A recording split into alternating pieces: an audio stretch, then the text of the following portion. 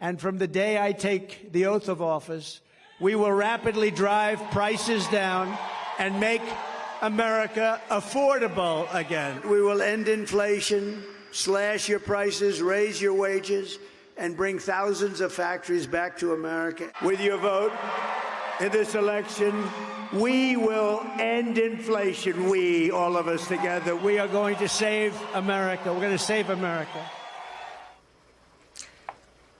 We're guessing he just might have a different definition of what it means to save America than the rest of us. Donald Trump, up and down the campaign trail from coast to coast, promised that he, and only he, was the candidate who would lower prices for Americans.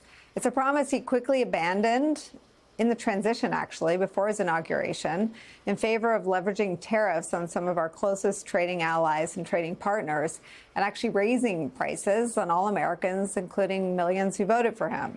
And despite the overwhelming evidence that Americans are paying more for everything from new homes to the clothes they buy to toys for their kids, Trump is still driving America toward the cliff. Today, he floated a potential 200% tariff on all pharmaceuticals that come into our country, on top of his threats yesterday to impose tariffs between 25% and 40% on 14 countries, including some of our most vital trading partners like Japan and South Korea.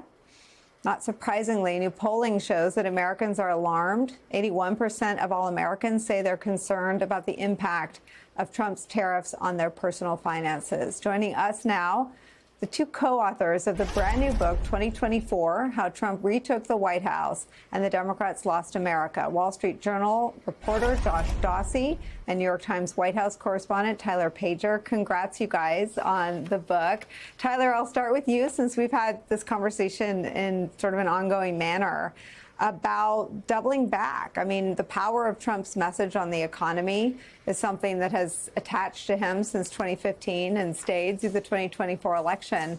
And he seems to have reversed on that commitment by announcing in the transition that things might actually go up. It seems that no one around him is concerned, but the poll numbers tell a different story. How do you see this moment and how we got here? Yeah, I mean, tariffs are something that this president in particular has long been in favor and supportive of, and something he's long wanted to do. And we're seeing him try to play out that now. The success will be determined. Nicole, as you said, there's a lot of moving parts here. And I think one of the biggest things is the uncertainty about how he's doing this. But I think in order to understand sort of the economic framework here, it's important to look back to the campaign and how he talked about these issues then. In the teaser to the segment, Nicole, you showed that picture of Trump standing in front of those household goods. We write extensively about that moment in the book that just came out today, in which there's flies sort of going around the meat out there in one of Trump's clubs in New Jersey. And he had to be pushed by his aides at that time to go out there and talk about the economy. He wanted to talk about immigration. He wanted to talk about other things. And if you read the book, you see him sort of making fun of his aides for asking him to talk about the economy, but they did feel that the economy was the issue that was really strong for him. He could lean into his background as a businessman and really resonate with voters who were frustrated about the Biden economy. Now, the big difference is he's governing and not campaigning, and how he's able to execute on those promises. I think these uncertainty that we're seeing is a challenge for consumers, for countries, for the global trading market. And so we'll see how successful he is moving forward on that front. Tyler, tell me more about, I remember being on the air that day, and it was really hot, I think. He was at Bedminster, as you say. But you write about the scene. Tell me about what you guys report out from that day. Yeah, our colleague and our co-author, Isaac Arnsdorf, was at Bedminster that day watching that press conference. But before Trump goes out to give those remarks, his aides ask him, it's really important that you talk about the economy. It's an issue that we feel like we're winning. The polling showed that. And he then gets out there and says to the media assembled, my advisors want me to read this. I don't know that I should read this. This is boring. Basically, criticizing his and sort of jabbing at his aides aides that want him to do so.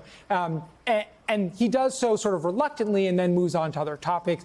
But it was sort of this thing that we write about in the book that's a larger point, is that Trump ran a much more strategic campaign this time, really leaning into the issues that they felt they had a better chance of winning on, and even cutting, some might say cynical decisions in order to talk about issues that were not super popular for them, abortion being one of them, early voting being one of them. We have a series of memos that the campaign wrote tailored to Trump's interests and the way that he wanted to talk about issues, but getting him to move the goalposts a little bit on hot button issues that they felt would be more successful for them in the election.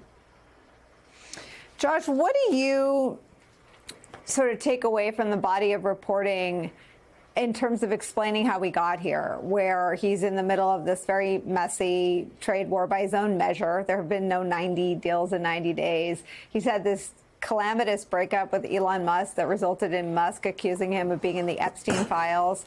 And he's got Alex Jones and some of the fringier figures who've played pretty prominently in his presidency, with Laura Loomer coming in and picking winners and losers in the national security spots. What do you make of where we are now and how we got here?